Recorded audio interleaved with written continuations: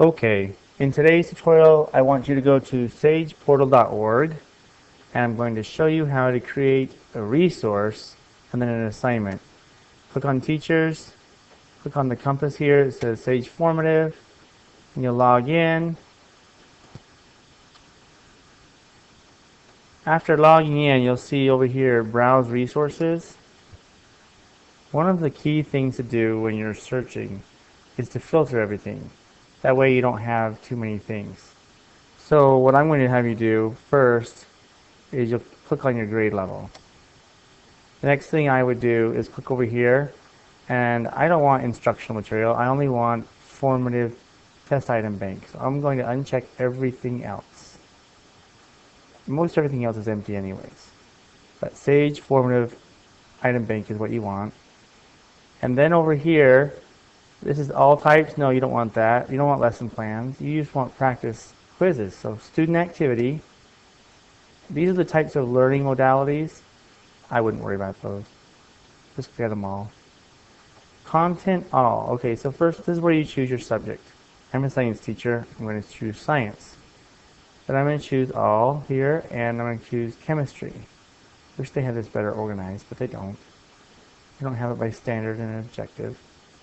But chemistry ends up being the first standard. And you can see that as you go down. And then I've already done some quizzes here or some tests that I'm making, so I'm going to kind of jump ahead. And I think I'm on this one. Let's see if I am or not. Let's see. I'm going to click that one. And then I'm going to go down to this one here. And to double check, let's see what I've done. I kept a record because it's kind of hard to keep track of which ones you haven't or haven't done, so I started keeping a record.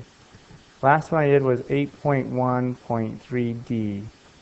So here I'm on 8.1.3E. Okay, perfect. I'm on the right one. Then I hit search. Now when you hit search, it automatically takes this panel. You can't scroll up anymore unless you hit this plus button. Then you can still scroll down and see everything. Now, if you've ever shopped online, it uses what's called the resource cart method. So I just sit there and go, okay, I want to add every single resource. And notice over here on the left, it says 15 resources. So I take the time here, add all the resources, which is taking me a minute. Okay, it's still working. Okay. Okay. I wish, and I put in for a request that they make a select all button so we can just add them all at once. So I check 15, and I look over here in my resource cart, 15. My intent is to make a quiz or test for every 10 to 20 questions. I don't want a quiz or test that's only 3 questions long, but basically one for every objective. But some objectives have lots of sub things. So let's go to another one. Wait, no, I've got this done here. So now what I want to do is go to my resource cart. So I click on my resource cart, and this is the hint here. I would never save things as assignments directly.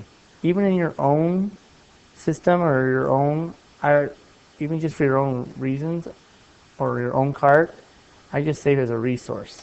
So let me show you what it does. Okay. Now down here it says My Library, right? And you can save it to your library and then only you have access. But I'm saving it to the North Cache Center Library, and then I'm naming it. And I'm naming it, well, first of all, I want people to know it's a science one. And I'm separating everything by a dot because that was kind of and then to remember the name, it was this 0.1.3D, and that's an I. I.3E, okay. And then the questions I had is a capital Q, and then I put 15 behind it. It sure is nice to know how many questions are in one resource.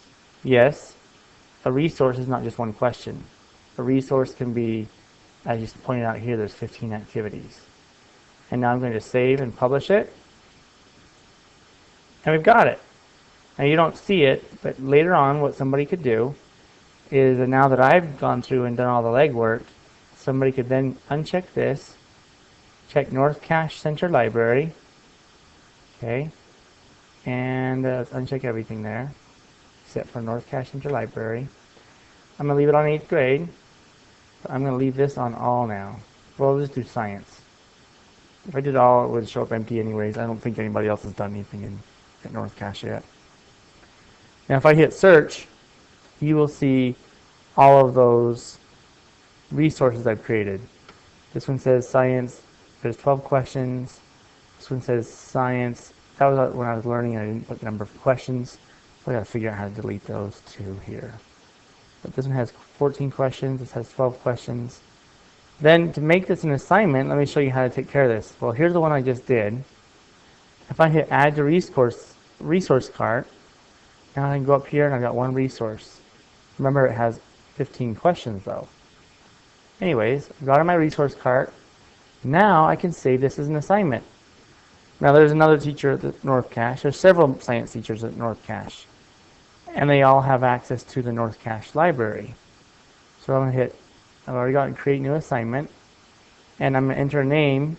Well, I've already got the name, which is sci.8.I.3.e, and it was questions 15.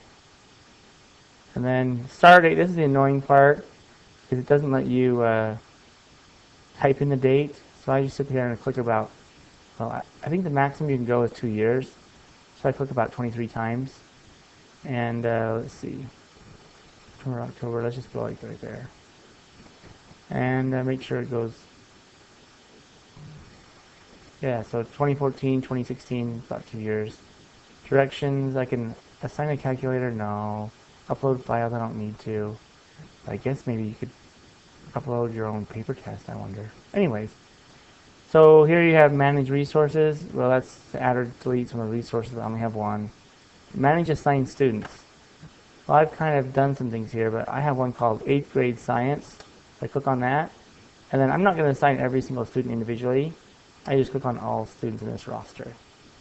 That way you don't have to assign every class individually. And if I hit save, so again I've got the name of it, the date it's assigned, and then I've got resources, and I've assigned it to certain students. I can preview the assignment, which I've never done, but go ahead if you want. I just hit save, and now it's completed. Now to see it, we have to go up here to the top left. You've got browser resources. So browser resources, which we've just been doing, we've created an assignment. So let's look at the assignments. Now you're going to see a lot here because I've created quite a bit. And some of them I have to delete because I want to make sure I know what I'm doing. But here's all my, okay, so this is one thing I don't like is Sage does not sort things alphabetically automatically, which it should, but it doesn't. So click on that, and now it's alphabetical.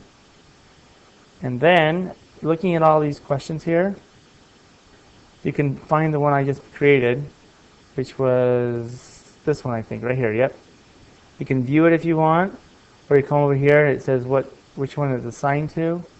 If you click on the arrow over here, you can check on it, you can assign it, you can edit it, you can copy it. I will be using copy quite a bit, and the reason for this is, and I'll probably do it this way, that way it always ends up, call it copy 2. The reason, and I think it already has the same students assigned. Let's just check. Yep, it kept the same students assigned, so that's good. And then I'm just going to save it. But I would like to give, the old Q-tips was nice because I learned from some other teacher that give the test as many times, let them take the kids, you let the kids take the test over and over and over until they get 100%, and then once they got 100% or 95% or whatever you set it to be, then they got the points for taking it. This is not possible on Sage, but you can take, so again I have to click on this name to sort it, you can take the test and copy it as many times as you want. And then, so therefore you could say the highest score you get, and here's 7 tries. That's what I see you could do. But here's this one I made, and here's the copy.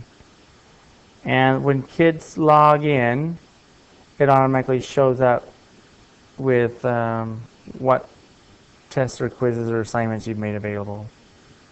And I hope this has been helpful because it Sure would have been helpful to hear or know all the things that I just taught you, hopefully.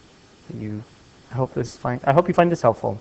Okay, I am done, and good luck. And I think this should work for all grades. And this should, if you keep the same method of naming it like science, where was my system over here? But if you name it like science, 8th grade, 1, and keep it consistent, then other teachers can find things and when you share resources on North Cache Library. Okay, I am done. I gotta figure out how to shut this thing off. Okay, signing off.